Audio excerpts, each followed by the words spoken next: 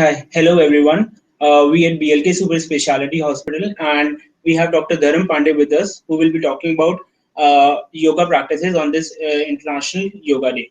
So, yoga teaches us cure and what needs to be endured, and endured what cannot be cured.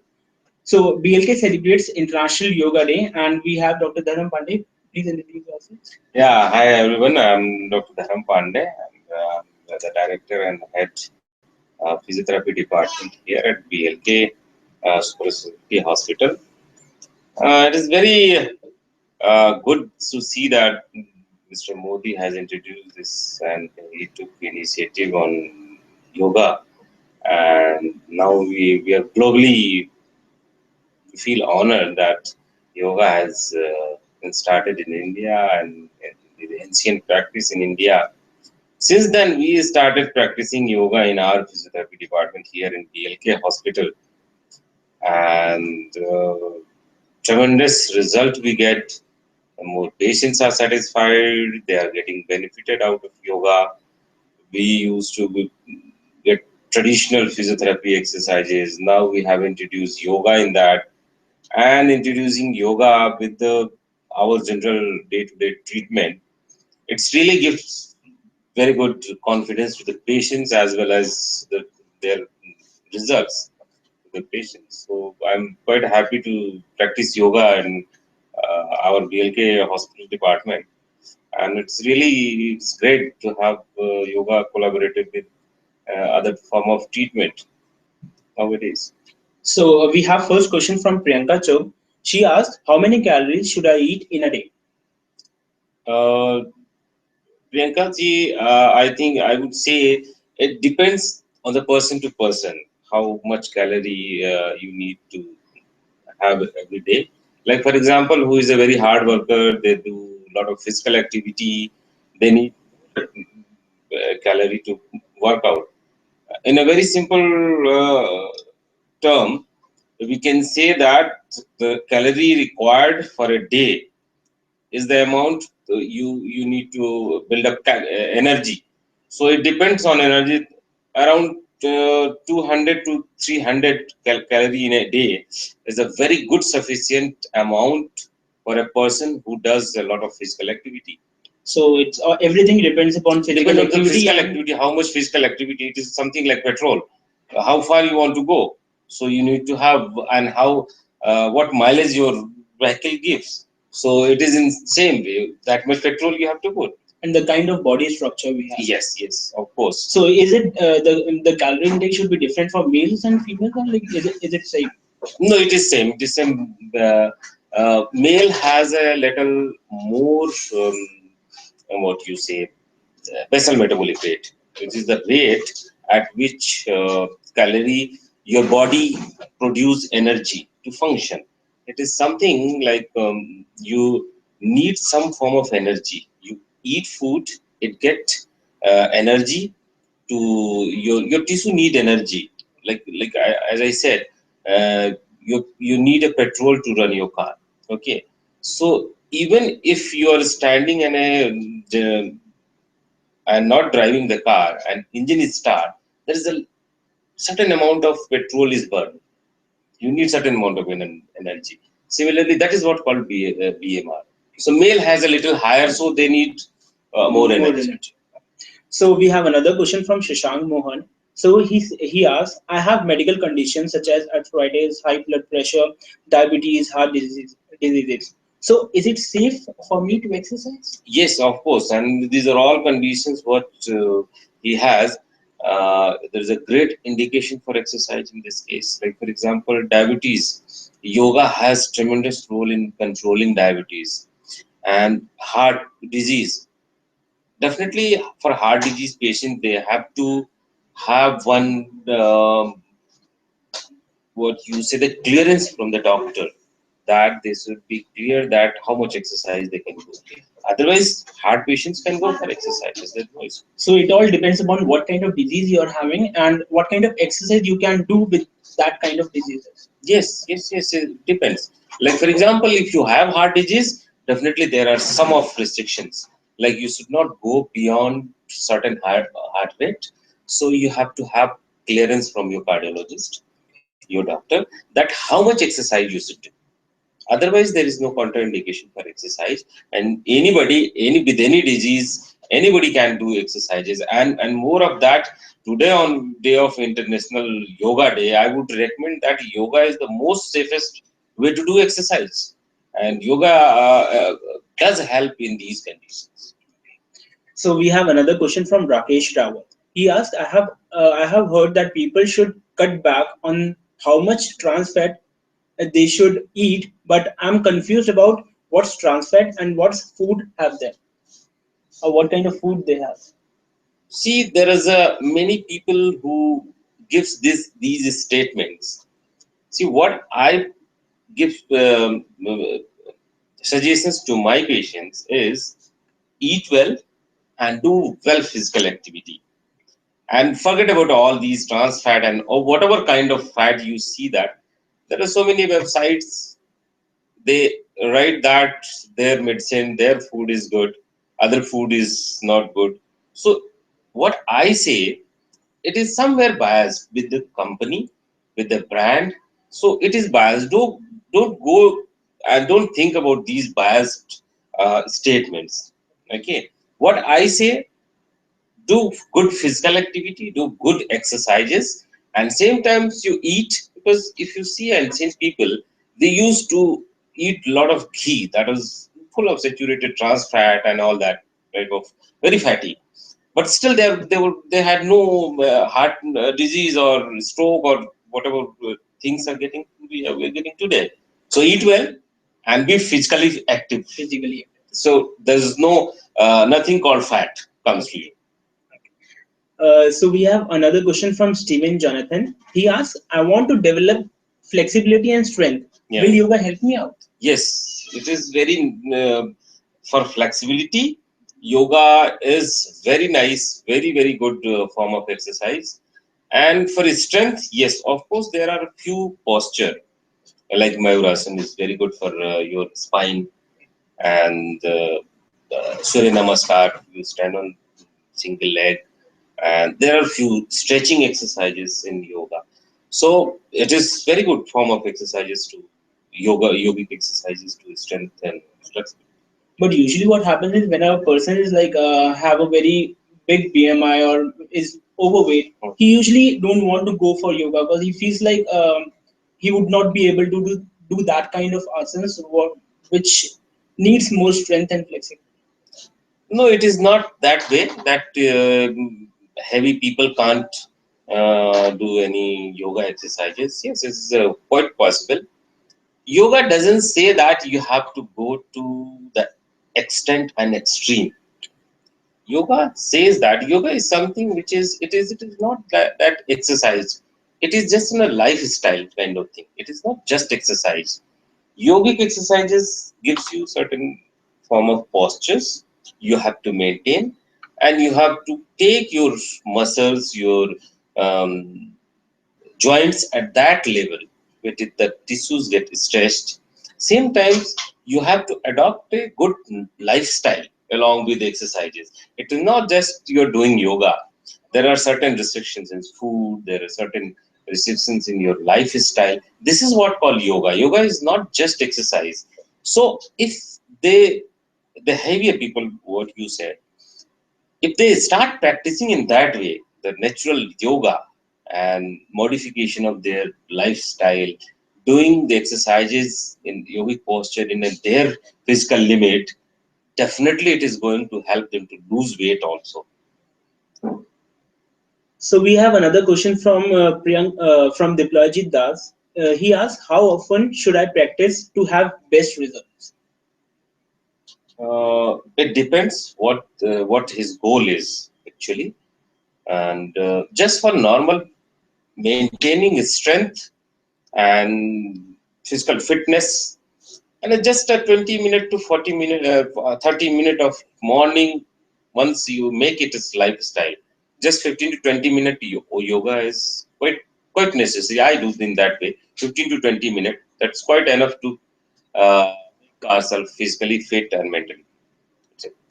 So we have another question from Ashutosh Bose. He asks, why is it bad to eat before going to bed?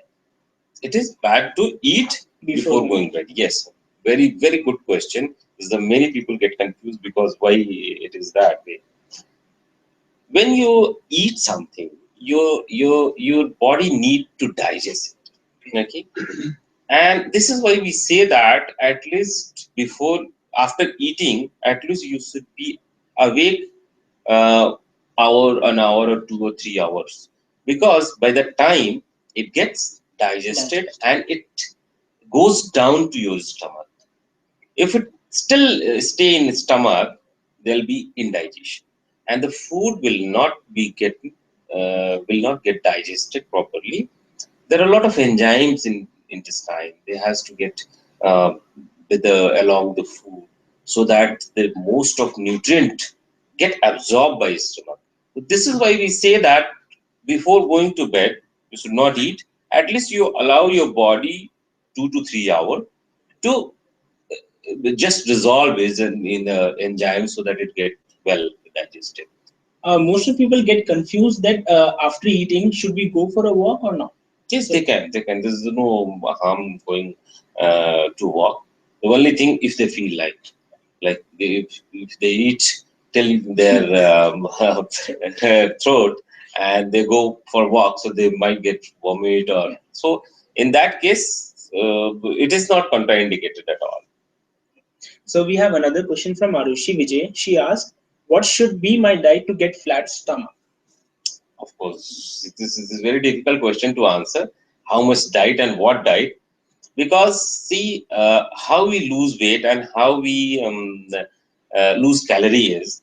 I'll give you an example. Like for example, if you earn 10 rupees in a day and your bank has lots of money saving, so you have to spend more to become bankrupt. Okay, so this is what same happens to our body. I have a lot of calorie, lot of fat stored. When I want to spend that, I should consume less and utilize more. So I'll be just using the stored fat for my energy level. So this is how first you use more, so that you lose excess fat from your body, and then you think about start building up your muscle to flat tummy. Because unless and until you lose your extra fat, you cannot build a flat tummy or six pack or four, 8 packs. Okay, so first we have to lose the fat. So is it true to say like the kind of calories you intake should be lesser than the calories that you spend? Yes, yes, it has to be less.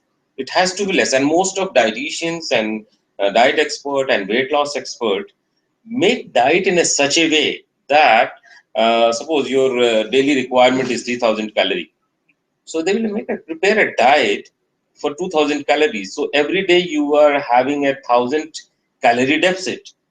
So from this 1,000 calorie, from where it is going to come? It is going to come from your stored fat. So believe me that losing weight uh, is not magic.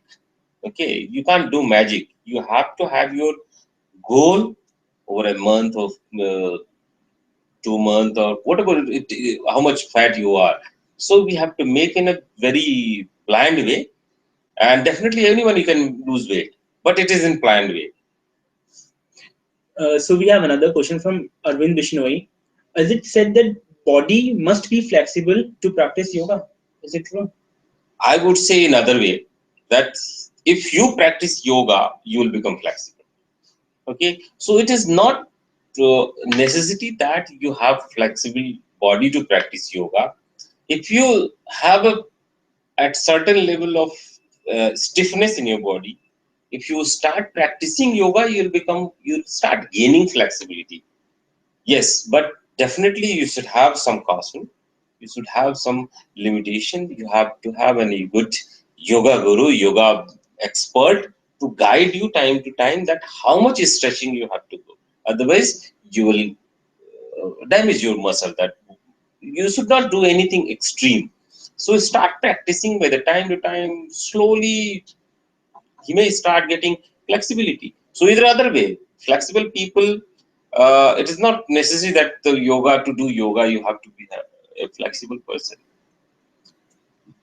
So Ritika Mathur asks, I am 6 kilos overweight.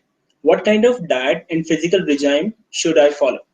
I don't think 6 kg more weight required a very the extreme diet restriction. If she can just increase a bit of physical activity, some of yogic exercise, yoga postures, and good amount of exercise, aerobic exercises like walking, just jogging. She could lose weight in 2 to 3 months. 6 kg is a very quite healthy weight loss she can achieve. It's not necessary to go for a very extreme diet. Yes, of course, she has to restrict some of fatty So fat. is it always beneficial to go for the combination of yoga and cardio, like aerobic exercises? Yes, most of modern exercises also have some exercises derived from base of yoga. Like we say something, the cooling down phase of exercises. Those are stretching exercises, and those are nothing but yogic postures. They required some stretching exercises. Then last, when we are finishing the exercises, so resume the schedule. So those are all derived from yoga. So of course, the if cool down phase and stretching phase we include some of yogic exercises, is wonderful. So we have another question from Mr. Agarwal. He asks, yoga session is usually for girls for flexibility. Will it be only like a guy session? Like I will be the only guy in a classes or in yoga classes? No, not at all. Not at all. It is for everyone. It is for children. It is for girls. It is for boys. It is for elderly people. They do a lot of yoga. But definitely, the people have a lot of misconception that yoga is for uh, only girls, only for elderly, only for certain disease. It is not. Yoga is lifestyle. Yoga is not just doing an exercise. Yoga is lifestyle, and you have to have certain restrictions. Like for example, you have to do yoga postures, you have to be in some diet restrictions, you have to meditate to get best of best result. Yoga is all about lifestyle, changing your lifestyle. It has a lot of advantages when we practice in a natural ancient way. Yeah. So he even asked like, should I go back to gym and start my regular workout so that I can get more strength? For strength, yoga is also a good form of exercise. But sometimes in extreme, unless and until if you have a goal to build your muscle, like bodybuilding, I don't think we need a very extreme exercises in gym. Yoga can better take care of maintaining good strength to function day to day. So it is goal dependent. If I want to build up my muscles very strongly, I can go to gym and work out. There is no harm. If I want to just do day to day muscle strength preservation and stretching, flexibility and good physical health, yoga is good form of exercise, and it can take care of. So we have another question from Vipin. So he asked, I have got a slight injury in my knees. Hmm. Should I schedule my workout? What type of injury exactly it is? Because if it is there is some ligament or other things are torn, then I would not advise here. It is not the place to advise the exercises. But definitely, if it is minor strain or sprain, he can resume his exercises. And if it pains, then he must visit some physios or orthopedics or any doctor who can prescribe certain medications, or they can better help. Because I don't know what injury he has, and he may be having some ligament injuries, so that can be problem doing exercises. So Mr. Das asks, what is the right amount of time to wait after eating before practicing yoga asana? And how long should I wait for practicing yoga before I can eat something? 1 hour. It is 45 minutes to 1 hour is quite enough to your food to pass down from the stomach, and that is the safe time to do exercises.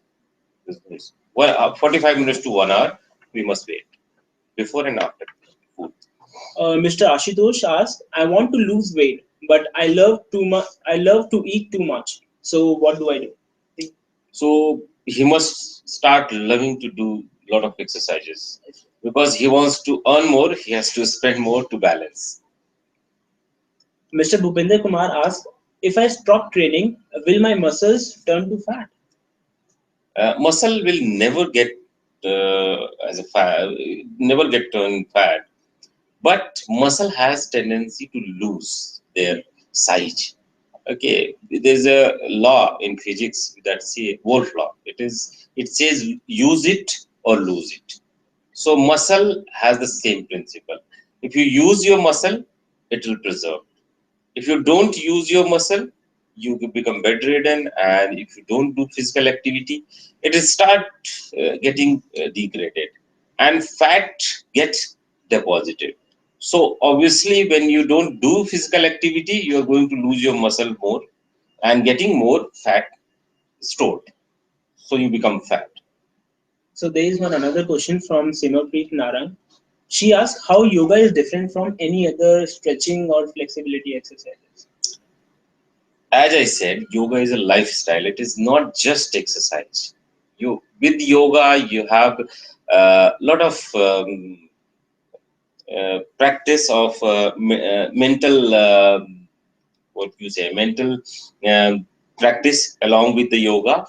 You could do meditation along with that.